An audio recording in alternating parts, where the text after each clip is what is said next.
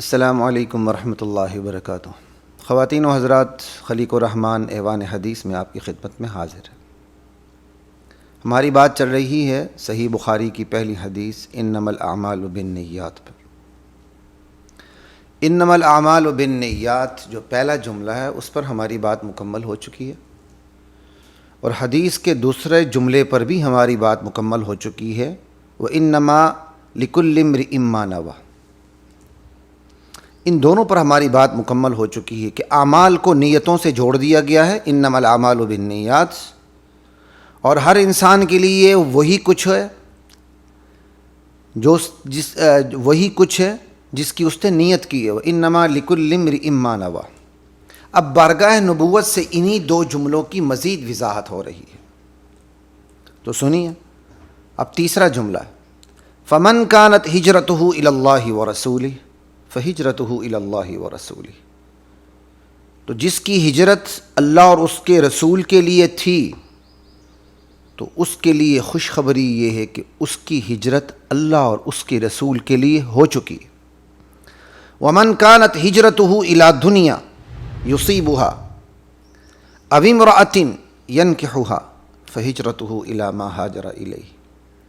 اور جس کسی کی ہجرت دنیا پانے کے لیے تھی یا کسی عورت سے نکاح کرنے کے لیے تھی، تو اس کی ہجرت اسی طرف ہو گئی، اسی کے لیے ہو گئی، اسی رخ پر ہو گئی جس رخ پر اس نے ہجرت کی تھی، ہجرت کی ہے، اور ہجرت کا وہ ارادہ کر چکا تھا، اور ہجرت اس نے کر لی تھی۔ یعنی اس کی ہجرت اسی طرف ہو گئی جس طرف وہ ہجرت کر چکا تھا۔ اس کے لیے خبر یہ ہے کہ اس کی ہجرت اسی طرف ہو گئی جس طرف اس نے ہجرت کر لی۔ بارگاہ نبوت سے اپنے کلام کی وضاحت تین مثالوں کی صورت میں ہو رہی ہے۔ فمن كانت ہجرتہ الی اللہ ورسولہ فہجرتہ الی اللہ ورسولہ، ایک مثال۔ ومن كانت ہجرتہ الی دنیا یصیبها او امرأۃ ینکحها، یا دنیا کی طرف یا عورت کی طرف، اور پہلی اللہ کی طرف اور اس کے رسول کی طرف۔ تو بارگاہ نبوت سے اپنے ہی کلام انما الاعمال بالنیات اور وانما لامرئ ما نویٰ، ان دو جملوں کی وضاحت بارگاہ نبوت سے تین مثالوں کی صورت میں ہو رہی ہے۔ اور کلام کی وضاحت میں مثالی اسلوب، مثالی انداز